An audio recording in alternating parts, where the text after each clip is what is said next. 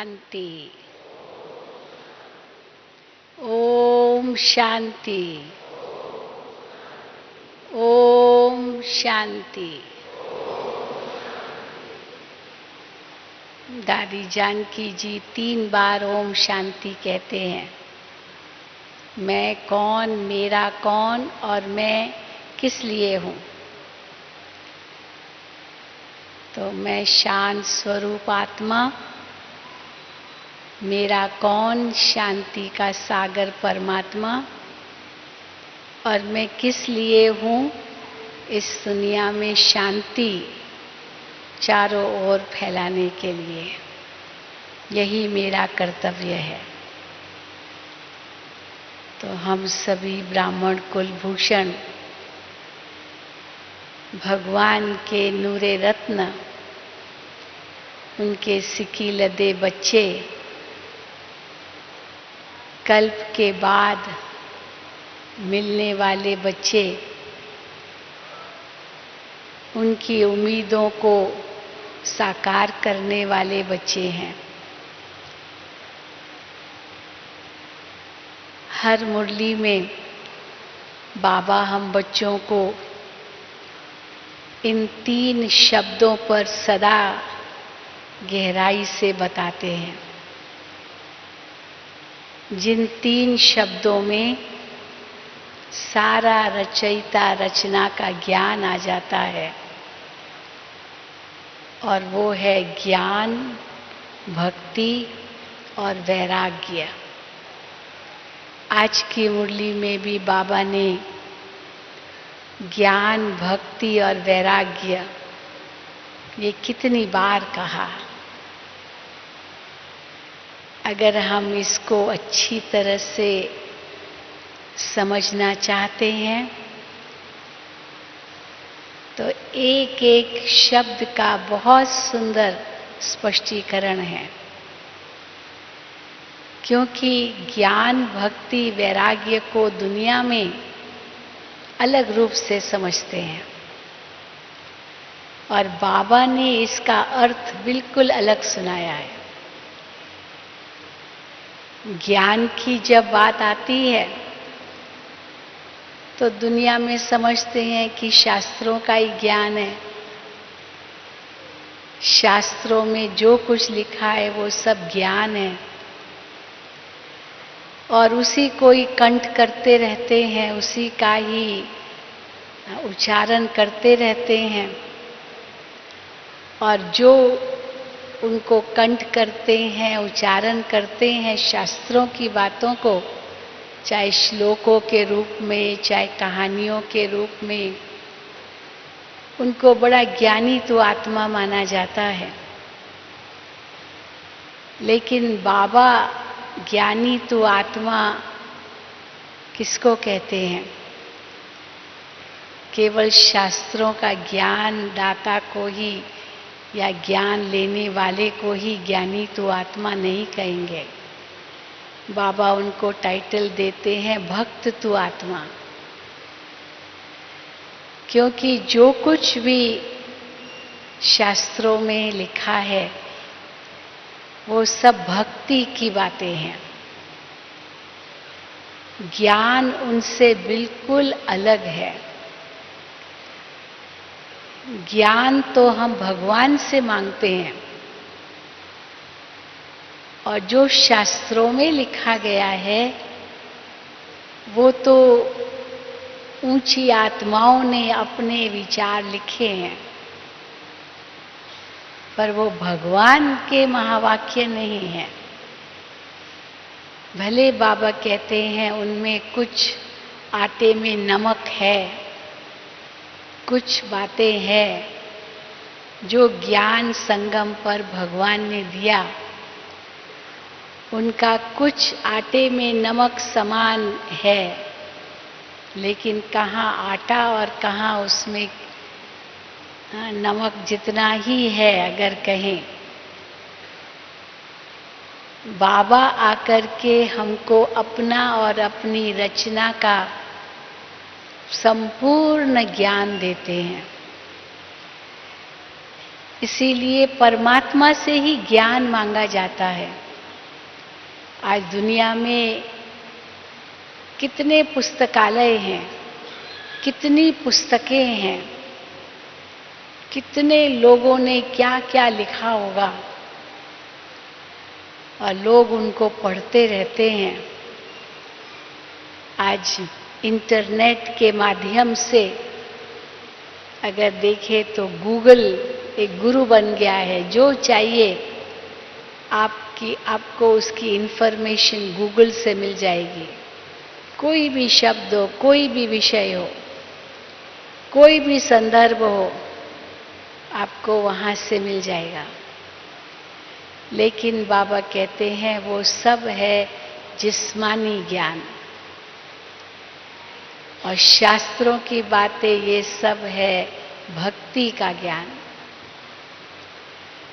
जो लौकिक में हम पढ़ाई पढ़ते हैं, इतने पुस्तकें पढ़ते हैं, बहुत कुछ डिग्रियां हासिल करते हैं, वो राजविद्या, बाबा उसको नाम देते राजविद्या।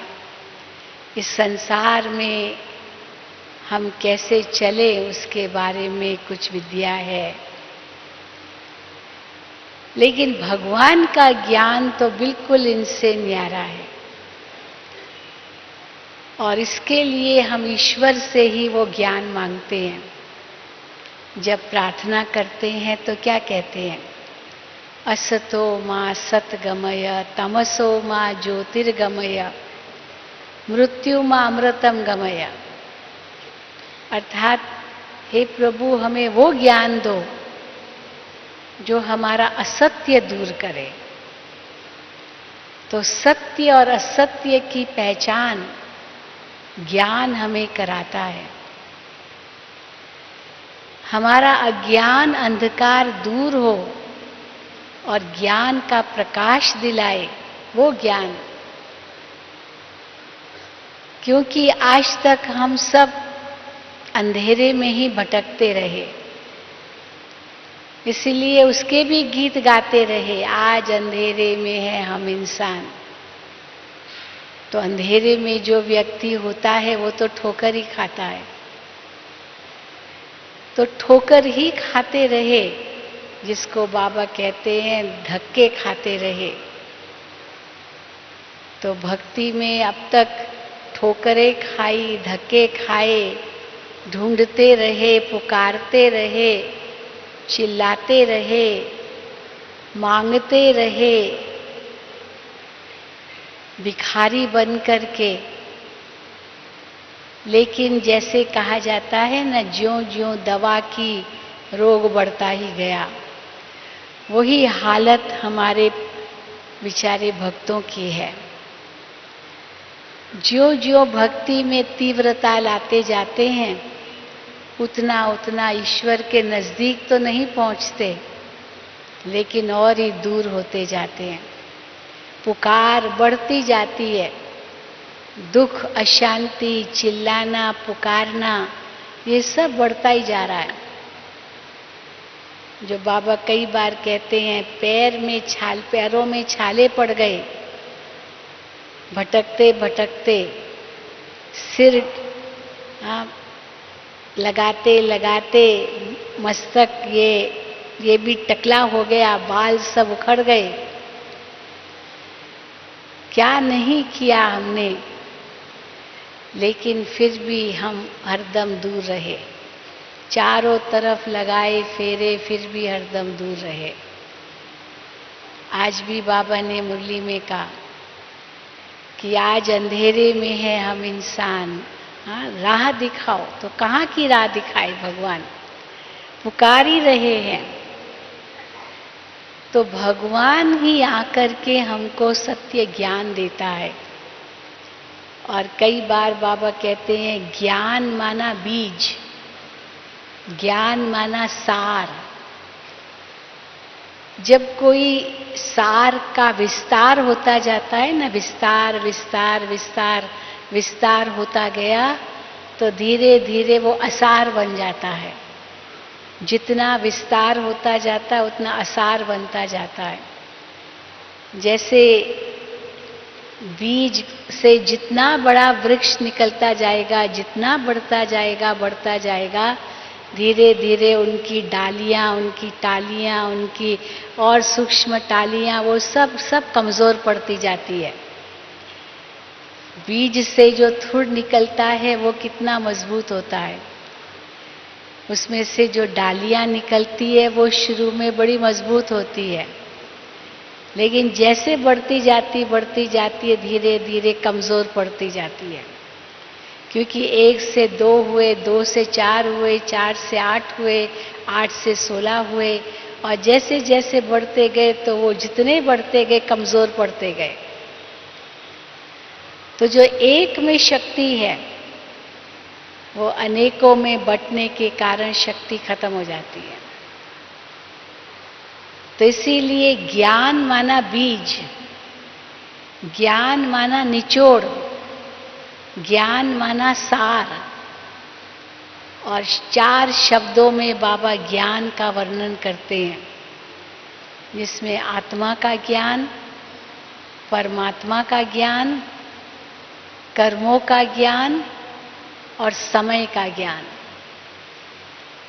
और ये चारों ही ज्ञान आज दुनिया में असार रूप में बढ़ गया है बहुत कुछ, लेकिन असार बनता गया है। और जितना जितना बढ़ता गया है उतना मनुष्य मूंझता गया है, जिसको ही कहावत में कहते हैं, हाँ कहते हैं ना, too many cooks spoil the soup. कोई सूप बना रहा हो और उस सूप को बनाने के लिए कई बावर्ची, कई पकाने वाले, बनाने वाले हैं। अभी एक ने नमक डाला तो दूसरे ने सोचा पता नहीं उस पहले वाले ने नमक डाला या नहीं डाला, चलो मैं भी कुछ डाल दूं। फिर तीसरा आएगा, पता नहीं इसमें मिर्ची डाली या नहीं, चलो मैं डाल दूं। फिर चौथा आया कि इसने कुछ खटाई डाली या नहीं, मैं डाल दूं। तो पहले वाले ने क्या डाला, दूसरे वाले ने क्या डाला, तीसरे वाले ने क्या डाला, चौथे वाले ने क्या डाला, 1-2 का किसी को पता नहीं। तो क्या हो जाएगा, वह सूप पीने योग्य कहाँ होगा। लगेगा कि हाँ सूप तो बन गया, लेकिन वो सूप क्या बना, वो तो असार हो गया। तो यही हालत हुई है दुनिया में, भक्ति का असार।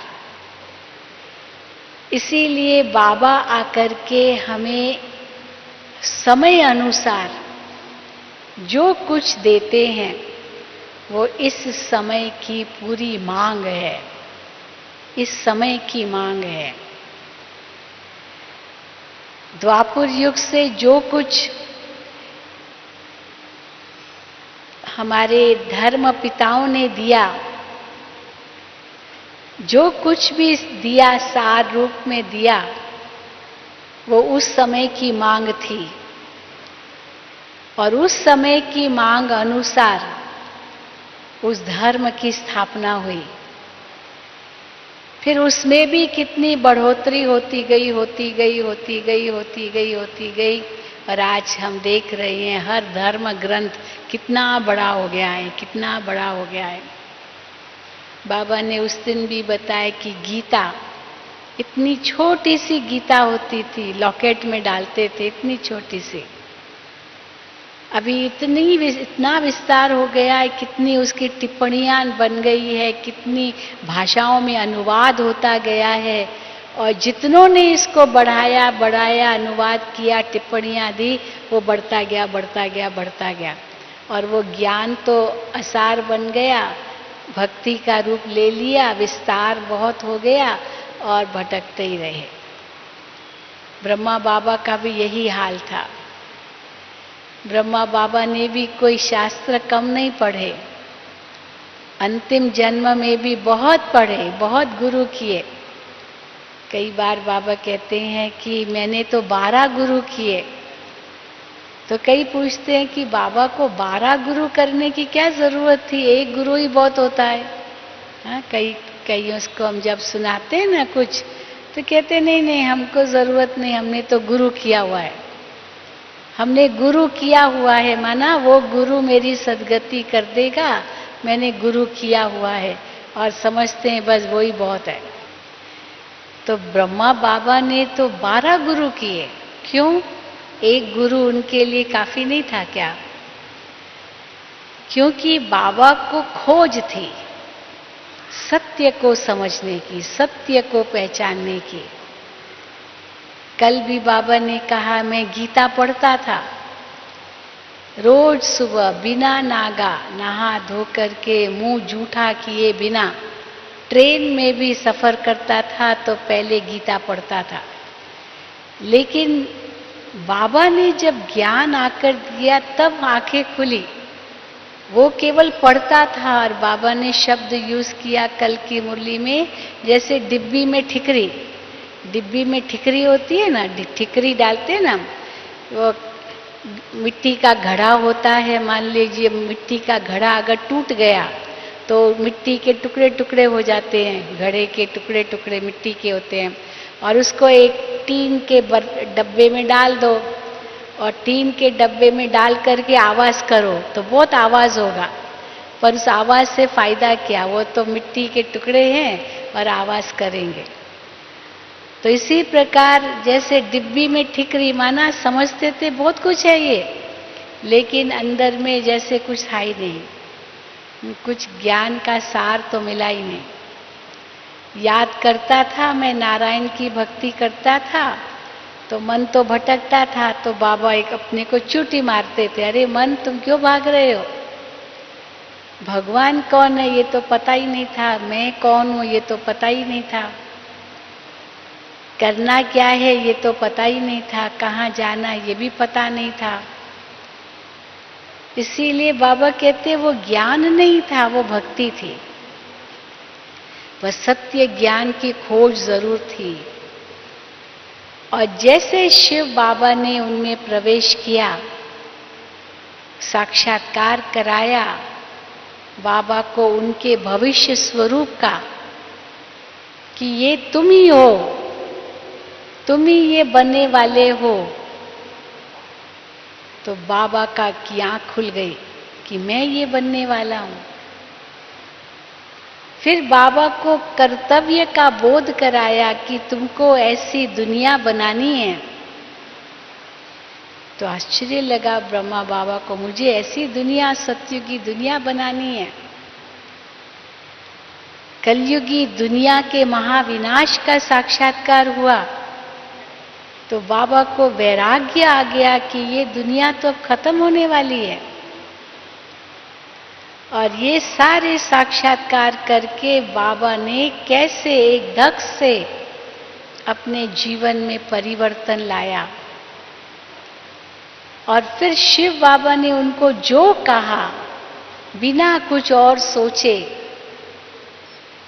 वो किया बाबा ने। बाबा ने कहा बहनों माताओं के आगे अपनी सारी चल अचल प्रॉपर्टी, संपत्ति, सारी जो भी जायदाद, जमीन, जो कुछ भी आपका है वो सब माताओं बहनों के आगे समर्पित कर दो।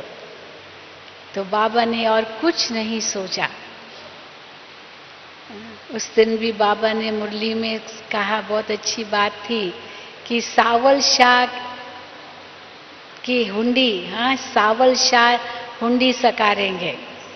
तो ये कहानी है, नरसिंह मेहता की कहानी है, सावल शाह हुंडी सकारेंगे। सावल शाह माना ईश्वर, वो हुंडी सकारेंगे। तो कैसे नरसिंह मेहता हमेशा भजन कीर्तन में रहते थे, हमेशा वही करते रहते थे। अब लेकिन घर में तो बहुत गरीबी थी, वो अपनी सारी जो भी धन संपत्ति जो कुछ उनके पास था वो गरीबों की सेवा में, उनको खिलाने पिलाने में ही लगाता था। तो कैसे वो अपनी भक्ति में तल्लीन था। और कुछ लोग आए, उनको कोई गांव में जाना था, तो उस समय 500 रुपये उनके पास थे। तो सोचा कि 500 रुपये अगर हम ले जाएंगे अपने साथ, कोई रास्ते में चोर लुटेरे डाकू आ गए तो वो छीन लेंगे। तो नरसिंह मेहता तो बहुत बड़े भक्त थे, तो उनको कहा आप ये अमानत हमारी रख दो और ये रखो, और हम फलाने जगह पर जा रहे हैं तो वहाँ आपके कोई पहचान वाले हो वो हमको पैसा दे देवे और फिर आपके साथ जो भी हिसाब किताब है वो हो जाएगा। तो नरसिंह मेहता ने कहा मैं कहाँ रखूंगा, मैं तो किसी को नहीं जानता हूँ। लेकिन उन्होंने बहुत जिद किया और उनको 500 रुपया रखा वहाँ और उससे हुंडी भर दी। हुंडी माना जैसे चेक होता है ना, चेक, तो चेक लेके जाते हैं, पैसा नहीं लेके जाते, चेक लेके जाते हैं। वो चेक अपने साथ रखते हैं ताकि जहाँ जाएंगे वो चेक का कैश करा लेंगे। उसको हुंडी कहते थे पहले जमाने में। तो कैसे, उसने कहा ठीक है रख दो। तो हुंडी आपकी शहर, आपकी सावल शाह सकारेगा, माना वो हुंडी जो है, ये चेक है वो भरेगा। अब सावल शाह कौन है वो तो उनको पता नहीं था। और वो 500 रुपया उनको दिया और उस 500 रुपये से नरसिंह मेहता ने क्या किया, वो सब गरीबों को खिला दिया, साधु संतों को खिला दिया, अनेकों को खिला दिया। 500 रुपये में बहुत कुछ खाना पीना आ गया। तो खिला दिया, सब पेट भरपूर हो गया, क्योंकि वो तो भगत आत्मा था, कोई भी उनको दे जाता था बस, बाकी तो उनको कुछ नहीं चाहिए था। तो कैसे दिखाते कि अंत में कोई और साधु आ गए, तो उन्होंने भी उनको लिए भी थोड़ा सा जो पत्नी के पास था वो बचा हुआ उनको दे दिया। तो उन्होंने वरदान दिया उनको कि आपका सावल शाह हुंडी सकारेगा। तो कैसे वो दिखाते, वो लोग जो गए गांव में जहाँ से उनको पैसे मिलने थे, ये कहानी है। और अभी सावल शाह कौन है, सावल शाह कौन है, ये तो पता ही नहीं कौन सावल शाह। तो ढूंढने लगे सावल शाह। तो उसने तो कह दिया नरसिंह मेहता सावल शाह हुंडी सकारेगा। वहाँ पहुँचे, ढूंढने लगे, कोई नहीं, सावल शाह नाम का तो कोई व्यक्ति नहीं है यहाँ, कोई एड्रेस नहीं है, कोई नाम निशान नहीं है। लेकिन अचानक कोई ऐसा व्यक्ति खड़ा हो गया उनके सामने और कहा कि आपने जो वहाँ वो हुंडी लाए थे वो आपका पैसा वापस आपका दे रहे हैं, माना वो चेक का कैश दे रहे हैं। बस दे करके वो गुम हो गया। कौन था, क्या था, कुछ पता नहीं। वह सावल शाह हुंडी सकारेगा, ये कहानी है। पर हो सकता है उस प्रकार सत्य हो, क्योंकि भावना का बाड़ा तो मिलता ही है। तो जैसे वो कहानी में आता है, तो बाबा ब्रह्मा बाबा ने भी यही किया, सब कुछ माताओं के आगे समर्पित किया। सावल शाह हुंडी सकारेगा, माना शिव बाबा बैठा है, ये यज्ञ तो उसी का है, पर अपना बीज डाल दिया।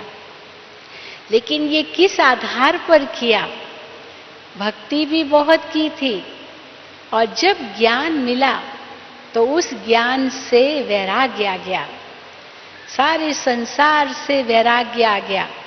भक्ति में भी वैराग्य आता है, ऐसे नहीं कि नहीं आता है। इतने सारे जो संतों की बात कहानियां हम सुनते हैं, ये वैराग्य की कहानियां हैं। लेकिन फिर भी बाबा कहते हैं उनके पास सत्य ज्ञान तो फिर भी नहीं है ना, भक्ति ही है। भक्ति की ही जैसे चादर ओढ़े बैठे हैं, तो उस हिसाब से वो भगत माला में आते हैं जरूर। मीराबाई भी भगत माला में आती है, श्री कृष्ण का साक्षात्कार करती थी। श्री कृष्ण के सिवा उसको और कुछ बुद्धि में नहीं था। हर वक्त उनकी आंखों में श्री कृष्ण बसा हुआ रहता था। सब जगत तू ही तू, तू ही तू, वही देखती रहती थी। उनके लिए ही सब कुछ करती थी, जो कुछ भी है। अगर उसको कोई सोना देता था तो भी मेरे कृष्ण के लिए, सब कुछ कृष्ण के लिए, भोजन पहले कृष्ण के लिए, हर चीज कृष्ण के लिए। अपने लिए तो कुछ रखा ही नहीं उसने। तो बड़ा त्याग था, वो भी एक वैराग्य की स्थिति थी।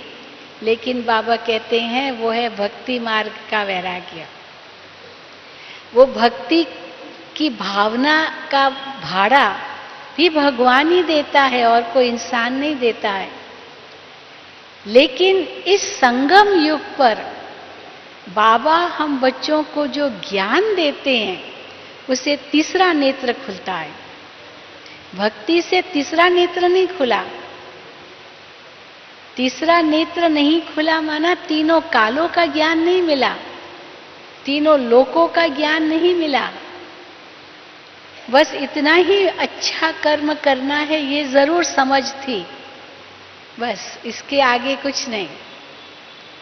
लेकिन शिव बाबा ने आकर के हमारा तीसरा नेत्र ज्ञान का खोल करके तीनों लोकों का, तीनों कालों का ज्ञान दे दिया है।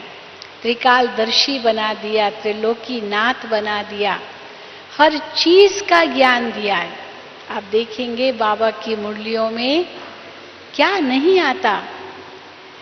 सुबह से लेकर के रात्रि तक सोचो कैसे, बोलो कैसे, कर्म कैसे करो, नींद कैसे करो, हर चीज तन के लिए, मन के लिए, धन के लिए, समय के लिए, श्वास के लिए, संकल्पों के लिए, संबंधों के लिए, संपर्क के लिए, सब कुछ बाबा की मुरली में आता है। और कई बार हम महसूस करते कि जो मन में संकल्प उठता है, कुछ प्रश्न है, बाबा की मुरली में जवाब मिल जाता है। कल ही मेरे से सवेरे सवेरे किसी ने पूछा, वहाँ पांडव भवन में कोई लंदन की बहन थी, वहाँ तो विदेशी भाई बहनें हैं ऊपर, तो बीन जी मेरा मन तो लगता नहीं है। तो हमने कहा कोई बात नहीं, बाबा की मुरली में आज जवाब मिल जाएगा। आप सवेरे सवेरे 5 बजे क्या उनको कहें। तो सचमुच बाबा ने मुरली में जवाब दे दिया। अमृत वेले उठ करके बाबा को याद करो, चलो मन भटकेगा, चलो आज भटका 1 मिनट या 5 मिनट लगा, पर और समय और नहीं लगा, चलो कोई बात नहीं, कल और ज़्यादा टाइम मिलेगा, और ज़्यादा टाइम आप लगाओ, और ज़्यादा टाइम। तो बाबा ने अपना मिसाल दिया, मैं कैसे चूटी लगाता था अपने आप को, हे मन तुम कहाँ जा रहे हो, तुमको तो अपने हरि को याद करना है। अभी हमको तो वो सच्चा हरि का तो पता चल गया वो कौन है। इसलिए इस ज्ञान के आधार से जो हम उसको मनन करके, चिंतन करके उस रूप से याद कर सकते हैं, वो भक्ति में थोड़ी कर सकते थे। पर वो भक्ति का समय अपना था, वो भी जरूरी था। इसीलिए बाबा कहते हैं संगम पर तुमको ज्ञान मिलता है, और इस ज्ञान की जो प्रालब्ध है वो आपका आधा कल्प चलती है। सतयुग त्रेता में ज्ञान नहीं होगा। और बाबा बताते कि अगर ज्ञान सतयुग त्रेता में हो तो वो परंपरा चले, लेकिन परंपरा नहीं चलता। लक्ष्मी नारायण को ज्ञान नहीं होगा, लेकिन ये ज्ञान की प्रालब्ध वो पा रहे हैं। कल भी बाबा ने मुरली में कहा, अच्छा ब्रह्मा बोलते हैं, विष्णु बोलते हैं, शंकर बोलते हैं। तो कईयों ने कहा कि हाँ ब्रह्मा बोलते हैं, क्योंकि शिव बाबा ब्रह्मा मुख से बोलते हैं, ब्रह्मा बाबा खुद भी बोलते हैं। अच्छा विष्णु बोलते हैं, तो सबने कहा नहीं विष्णु नहीं बोलते हैं। विष्णु नहीं बोलते। बाबा ने कहा विष्णु का ही तो साकार रूप है लक्ष्मी और नारायण, तो वो तो बोलते हैं। तो फिर किसी ने कहा वो ज्ञान नहीं बोलते हैं। लक्ष्मी नारायण ज्ञान थोड़ी बोलेंगे, पर बोलते तो है ना, राज्य चलाना है तो बोलते क्यों नहीं है। अच्छा शंकर बोलते हैं, तो कहा शंकर नहीं बोलते हैं, क्योंकि वो तो तपस्या में दिखाया, जैसे मौन ही दिखाया है। शंकर तो विनाश के लिए निमित्त है बस, बाकी तो उनका कोई सृष्टि पर तो पाठ है ही नहीं, इसलिए शिव शंकर को मिला दिया। तो देखो बाबा ने इतना स्पष्ट ज्ञान हमें दिया, और इसी ज्ञान से जो कुछ भी हम संस्कार हमारे श्रेष्ठ बनाते हैं, वही श्रेष्ठ संस्कार, वही नियम, वही मर्यादाएं, वही हमारी धारणाएं, वो सब वहाँ नेचुरल रूप में हम अनुभव करते हैं सतयुग त्रेता में। इसीलिए बाबा कहते हैं वो ज्ञान की प्रालब्ध है। लेकिन प्रालब्ध का अपना समय होता है। कोई भी बात सदा के लिए तो रहती नहीं है। न ज्ञान सदा के लिए रहेगा, न भक्ति सदा के लिए रहेगी, न वैराग्य ही सदा के लिए रहेगा। हर चीज का अपना अपना समय है। अमृत वेले का समय अलग है, तो उस समय अलग माहौल है, दिन का अलग माहौल है, रात का अलग माहौल है, सब अलग अलग है। तो जैसा समय वैसी स्थिति हमारी सारी कल्प में बनती आई बनती आई बनती आई। फिर रात होती है तो बस सब कुछ दिन का पूरा हुआ, अभी सब समेट करके सो जाना है। तो सो जाना माना जैसे वैराग आ गया सबसे, रात गई बात गई, वो बात पूरी हो गई, पिछले रात दिन की बात सारी पूरी हो गई। तो इस संगम पर बाबा कहते जबकि एक और रात है, अज्ञान अंधकार है, चारों ओर भटक रही है आत्माएं, जहां विकारों का बोलबाला है, जहां रावण का पूरा राज्य है, जहां पांचों विकार अपने चरम सीमा में आ गए हैं, अपनी सीमाओं को भी लांघ चुके हैं। अगर कहीं चरम सीमा, वो भी हद हो जाएगी, अपनी चरम सीमा को भी लांघ करके आगे बढ़ गए हैं, इतने हद तक विकार बढ़ते जा रहे हैं। तो जब ऐसी स्थिति संसार की हो जाती है, तब बाबा कहते अति का तो अंत आएगा। क्योंकि एक तरफ भक्ति की भी अति है, भक्ति की भी कोई कमी नहीं है, कितनी भक्ति है बात मत पूछे। जहां भी जाओ मंदिर भरे पड़े हैं, भक्त भरे पड़े हैं मंदिरों के अंदर, पूजा पाठ अर्चना वंदना सब भरा पड़ा है, सब कुछ हो रहा है। तो एक गीत आता है ना, सीता ने राम से पूछा कि जब कलयुग अंत आएगा तो क्या क्या होगा। तो पूछा कि क्या धर्म और कर्म होगा। तो कहा धर्म भी होगा कर्म भी होगा, लेकिन शर्म नहीं होगा। कलयुग के अंत में क्या होगा, धर्म भी होगा कर्म भी होगा, लेकिन शर्म नहीं होगा। तो आज वही स्थिति देख रहे हैं, शर्म कहाँ है। तो इसीलिए सब कुछ होगा, ऐसे नहीं कि कोई कमी होगी, कमी भी कुछ नहीं है, लेकिन अंतर में खोखलापन है, अंतर में खाली है, बाहर का भवका शो बहुत है। इसीलिए बाबा कहते हैं कि बस अब इससे वैराग्य चाहिए, भक्ति से भी वैराग्य चाहिए। क्योंकि एक बार हमें समझ आ गई, ज्ञान मिल गया, पता चल गया कि सत्य क्या है असत्य क्या है, क्या करना चाहिए क्या नहीं करना चाहिए, क्या उचित है क्या अनुचित है, किससे क्या प्राप्ति है। जैसे ये समझ आ गई तो ऑटोमेटिकली जो अनुचित है, जो गलत है, जो बेकार है, जो अशुद्ध है, उससे तो वैराग्य आएगा ही ना। क्यों नहीं आएगा, आना भी चाहिए, आना भी चाहिए। लेकिन वैराग्य का मतलब ये भी नहीं है कि हमको छोड़ देना है, क्योंकि कई क्या समझते बस छोड़ देना है। बाबा की मुरली में कई बार आता है, बच्चे बाबा को कहते बाबा बस हम सब छोड़ दे, झंझट गृहस्थी व्रस्ती सब छोड़ करके बस बाबा के कार्य में लग जाए। तो बाबा कहते बच्चे मैं यहाँ सबको रख करके क्या करूँगा, अचार डालना है क्या, यहाँ सबको बिठा दूंगा क्या। हाँ ये भी जरूर है कि मकान बनाने पड़ेंगे, बच्चे बहुत आएंगे, तो देख रहे हैं मकान बनाते जा रहे हैं, बच्चे बहुत आने वाले हैं, तो वो तो होगा। लेकिन यहाँ बैठ तो नहीं जाना है, फिर अपना नौकरी धंधा आदि सब कुछ करना है, तो वो सब भी करना है और ज्ञान भी लेना है, अपने परिवार में भी रहना है, जिम्मेदारियां भी संभालनी है। तो कई समझते बस सब छोड़ छाड़ करके यहीं बैठ जाए। तो बाबा कहते नहीं, तो वैराग्य का मतलब ये नहीं है सब छोड़ छाड़ करके यहाँ बैठ जाना, यही तो अंतर है। दुनिया में भी सन्यासियों में पहले वैरागी होते हैं, फिर वैरागी के बाद फिर सन्यासी बन जाते हैं। वैरागियों के सफेद कपड़े होते हैं, सन्यासियों के गेरुए कपड़े होते हैं, भाई ये वैरागी है ये सन्यासी है। तो वैराग्य का अर्थ बाबा छोड़ देना नहीं कहते हैं। क्यों बाबा छोड़ देना नहीं कहते हैं, क्योंकि वो लोग छोड़ते क्यों हैं जो सन्यासी बनते हैं, हद के सन्यासी बनते हैं, वो छोड़ते क्यों हैं, क्योंकि वो उसको माया समझते हैं।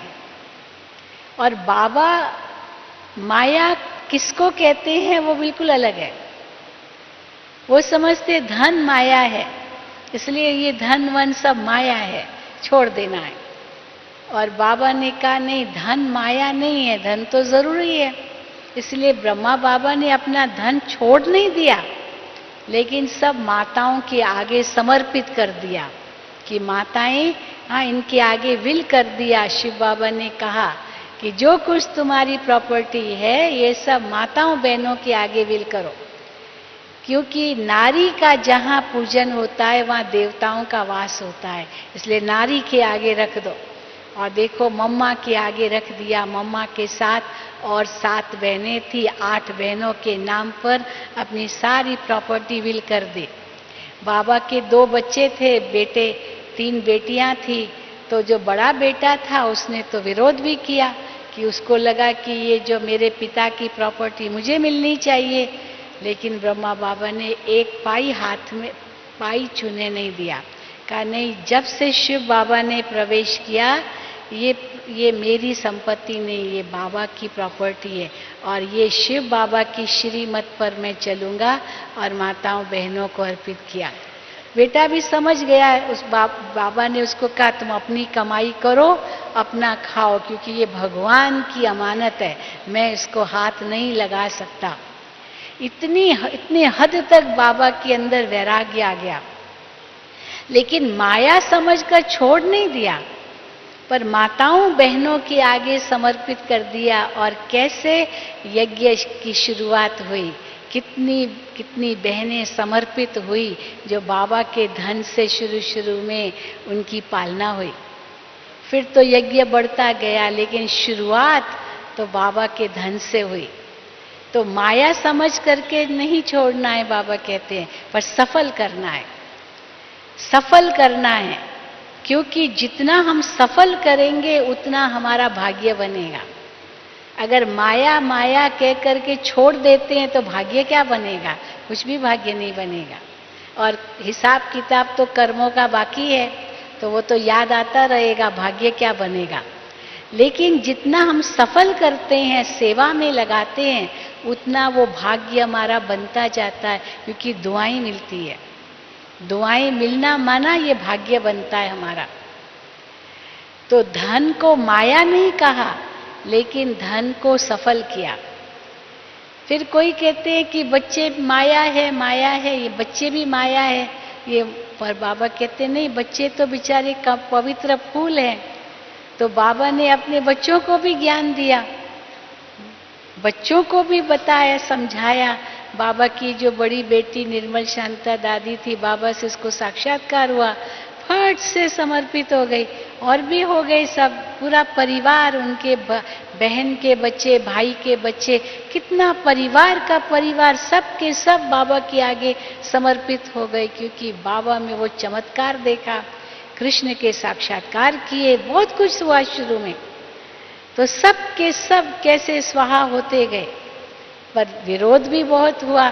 लेकिन बाबा ने एक पाई की भी परवाह नहीं की। क्यों परवाह नहीं की? क्योंकि बाबा को इतना नशा था कि पाना था सो पा लिया, काम क्या बाकी रहा। अभी तो हमको परवाह ही नहीं है। परवाह थी जिसको पाने की, वो मिल गया, तो बाकी हम किसकी परवाह करें। तो इसीलिए बेपरवाह बेफिक्र बादशाह बन गए, पर अपना सब कुछ सफल भी किया, तन को भी सफल किया। इतने हद तक सफल किया कि अंत तक बाबा ने सेवा की, हड्डियां हड्डियां बाबा ने दी अपनी। और केवल सेवा में ही नहीं अपना श्वास संकल्प समय सफल किया, पर अपने पुरुषार्थ में भी सफल किया। पूरा बैलेंस रखा बाबा ने। एक और बच्चों के प्रति इतना कुछ बाबा के अंदर में था, बच्चों की सेवा, और दूसरी ओर अपना पुरुषार्थ। एक होता है केवल अपना पुरुषार्थ करना, बाकी सब कुछ भी परवाह नहीं, पर जितना अपना पुरुषार्थ उतना बच्चों की भी सेवा, बाकी दुनिया की परवाह नहीं। क्यों? क्योंकि कौन मिला है हमें? स्वयं भगवान मिला है। और जो भगवान के बच्चे बन जाते हैं उनकी परवाह क्यों नहीं है? इतने हद तक परवाह की, जो बाबा का लौकिक में, बाबा का जो विश्व किशोर भाऊ था, वो बाबा के लौकिक भाई का बेटा था, भाई का या बहन का बेटा था, तो वो तो बाबा के साथ ही रहता था और पूरा बाबा का सारा कार्य वही करता था।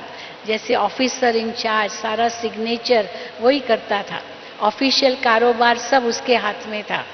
और कैसे वो बहुत बीमार हुआ, बॉम्बे में उनको ले गए, 68 की बात है, और बहुत तकलीफ थी उनको। लेकिन अब जब बाबा को सुनाए तो बाबा बिल्कुल जैसे उस आत्मा को सकाश देने लगे, क्योंकि उसको नींद नहीं आ रही थी, पर बहुत अंदर में बेचैन था।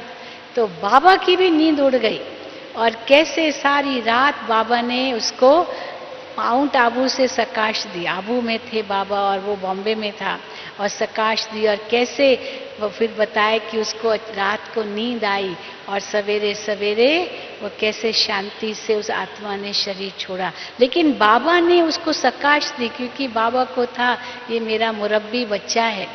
लेकिन अंतिम हिसाब किताब चुकतो किया। तो ये नहीं कि बाबा को वो बच्चों की परवाह नहीं थी, सब अलौकिक बच्चे थे, लेकिन वो परवाह नहीं कि दुनिया क्या कहेगी, लोग क्या कहेंगे, ये क्या कहेंगे, लोक लाज की परवाह नहीं थी। क्योंकि लोक लाज माना एक हद की बात आ जाती है। जिन्होंने भी अपना जीवन ईश्वर को समर्पित किया, उन्होंने लोक लाज को नहीं देखा। शुरू में हमारी दादियां समर्पित हुई, लोक लाज थोड़ी देखी, दुनिया क्या कहेगी। बस साक्षात्कार हुए और सब एक धक से स्वाहा हो गए, धक से। तो कई कहते हैं कि आजकल क्यों नहीं धक से स्वाहा कराते हैं, तो बाबा कहते अभी जरूरत नहीं है। उस समय जरूरत थी तो धक से स्वाहा किया, अभी जरूरत नहीं है।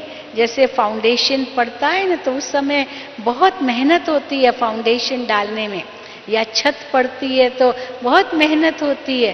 फिर छत पड़ गई एक बार, फिर तो फाउंडेशन पड़ गया तो उसका वो मजबूत हो गया, अभी आराम से कर सकते हैं। पर उस समय बहुत मेहनत लगती है, पूरा ध्यान उसमें देना पड़ता है।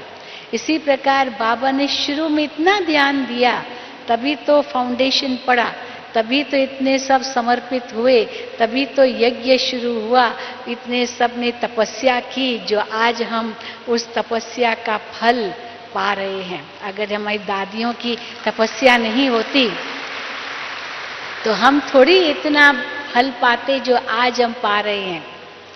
तो बलिहारी तो इन दादियों की, ब्रह्मा बाबा की है, जिन्होंने फाउंडेशन डाला, 14 सालों तक तपस्या की। पर वो ऐसी वैराग्य की स्थिति थी जिसमें उनको दुनिया की सुध बुध भी नहीं थी, वो फाउंडेशन था। और न कभी संकल्प भी उनको आया कि हमको कोई दुनिया देखनी भी है। ऐसे नहीं कि उनको संकल्प आया, कई कहते 14 साल एकदम एकांत में थे और बिल्कुल तपस्या में थे, उनको कभी ख्याल नहीं चलता होगा कि हम दुनिया देखें। लेकिन दादियों से जब हम पूछते हैं तो दादियां यही कहती हैं, हमको तो संकल्प भी नहीं था। तो हमने एक बार मनोहर दादी से पूछा कि दादी जी, आपके 14 साल कैसे बीते होंगे, कैसे बीते होंगे 14 साल? तो मुझे वंडरफुल जवाब दिया दादी ने। मेरे को कहते, अरे शिलू क्या बताऊं।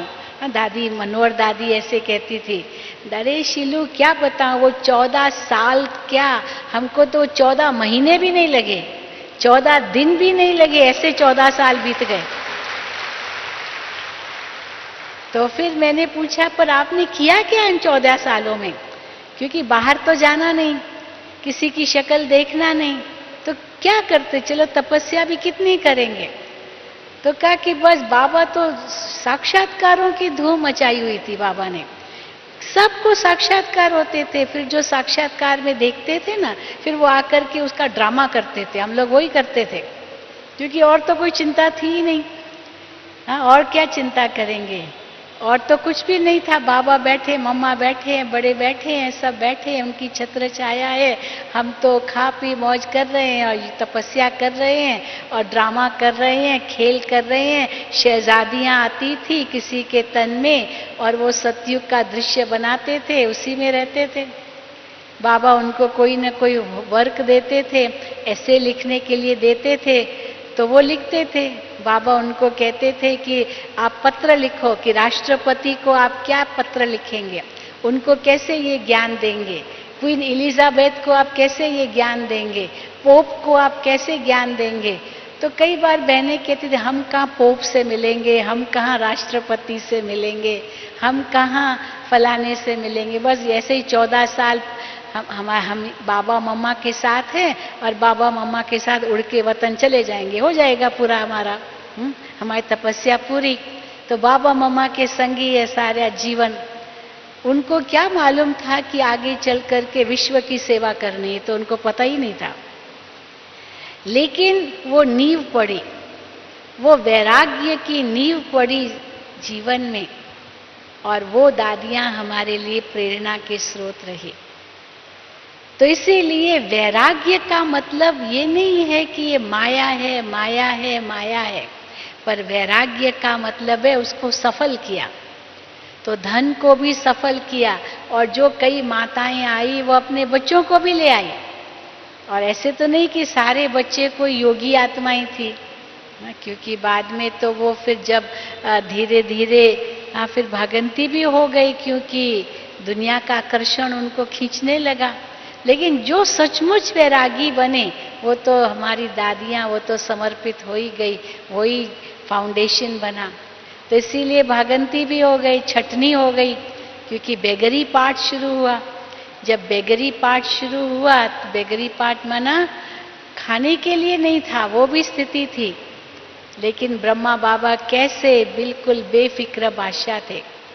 9 बजे भोली दादी आती थी बाबा के पास, जो भंडारिन, बाबा आज क्या बनाएंगे, घर में कुछ नहीं है। बाबा कहते थे रुक जाओ, हाँ 10 बजे पूछना। और 10 बजे पोस्ट आती थी, पत्र आता था, कहाँ से आया है कुछ पता नहीं, और उसमें पैसे होते थे। सावल शाह हुंडी सकारता था, सावल शाह की हुंडी थी ना, तो उस समय ऐसे चला। तो जिनको ये निश्चय था वो तो अटल थे और एकदम अडोल थे, पर जो थोड़ी बहुत संशय बुद्धि हुए वो तो फिर भागंती हो गए। तो छटनी तो होती है ना, जैसे तूफान लगता है तो जो कच्चे होते हैं या एकदम सड़े हुए पत्ते होते हैं वो तो गिरते हैं, और जो मजबूत होते हैं वो कितना भी तूफान आ जाए वो गिरते नहीं हैं। तो वो स्थिति थी। लेकिन ये माया है ये कभी नहीं कहा, ये माया है। माया समझ करके वैराग्य आ गया नहीं, क्योंकि नई दुनिया के नज़ारे देख रहे थे। नई दुनिया, सतयुगी दुनिया, हम शहजादे बनेंगे, शहजादियां हैं हम, फरिश्ता हैं हम, ये है, बस वो ही देखते रहते थे। तो इसीलिए बाबा कहते हैं ये हद का वैराग्य नहीं है, बेहद का वैराग्य, इस कलयुगी दुनिया से वैराग्य। तो अभी तो रहना भी दुनिया में है, छोड़ना भी कुछ नहीं है, लेकिन फिर भी वैराग्य माना फंसना भी कहीं नहीं है। ये ज्यादा मुश्किल लग सकता है। उस समय तो वो आंखों के सामने ही नहीं था, दूरबाज खुशबाज, लेकिन अभी तो आंखों के सामने है। दुनिया का आकर्षण आंखों के सामने है, और वो सामने होते हुए भी उसमें आकर्षित न होना, सब साधन होते हुए भी साधनों में फंसना नहीं, छोड़ना कुछ भी नहीं, ये बेहद का वैराग्य भगवान हमें सिखाते हैं। क्योंकि विज्ञान भी हमें सुख देगा सतयुग में, तो विज्ञान को भी छोड़ना नहीं है। ऐसे नहीं कि विज्ञान को छोड़ देना है, हाँ मोबाइल नहीं चाहिए हमको, लैपटॉप नहीं चाहिए, कंप्यूटर नहीं चाहिए, ये नहीं चाहिए। वो भी जरूरी है, आज के जमाने में उसकी भी आवश्यकता है। ये चीजें आवश्यक हो गई, ये लग्जरी नहीं है। जो पहले जमाने में बहुत लग्जरी मानी जाती थी, आजकल ये आवश्यक हो गया है। पहले जमाने में कहते थे जिसको लिखना पढ़ना नहीं आता है वो अनपढ़ है, और अभी कहते हैं जिनको कंप्यूटर का ज्ञान नहीं है वो अनपढ़ है, क्योंकि कंप्यूटर का ज्ञान नहीं है, मोबाइल चलाने का ज्ञान नहीं है, वो अनपढ़ है। तो कहाँ देखो अनपढ़ की परिभाषा ही बदल गई, क्योंकि आवश्यक चीजें बन गई है। लेकिन इन साधनों में रहते भी अपनी साधना को भुलाना नहीं। इसमें फंस नहीं जाना। इसीलिए बाबा बीच बीच में ये ट्रैफिक कंट्रोल के गीत बजवाते हैं कि कुछ भी कर रहे हैं 1 सेकंड में न्यारे हो जाओ, 1 सेकंड में, क्योंकि अंत के समय ये जो अभ्यास हम डाल रहे हैं ना वही काम आएगा और कुछ भी काम नहीं आएगा। वो अशरीरी स्थिति ही हमारी काम आएगी। अंत का पेपर 1 सेकंड का पेपर होगा। वो 1 सेकंड का पेपर नष्टो मोहा स्मृति लब्धा का होगा। और अगर उस समय कोई देहधारी की याद, कोई वस्तु की याद, कोई व्यक्ति की याद, कोई बात की भी याद आ गई, माना फेल। लेकिन उस 1 सेकंड के पेपर में पास होने के लिए बहुत काल का अभ्यास चाहिए, बहुत काल का अभ्यास। क्योंकि वो पेपर कब आएगा, किस रूप में आएगा, कहाँ आएगा, कैसे आएगा, वो कुछ पता नहीं है।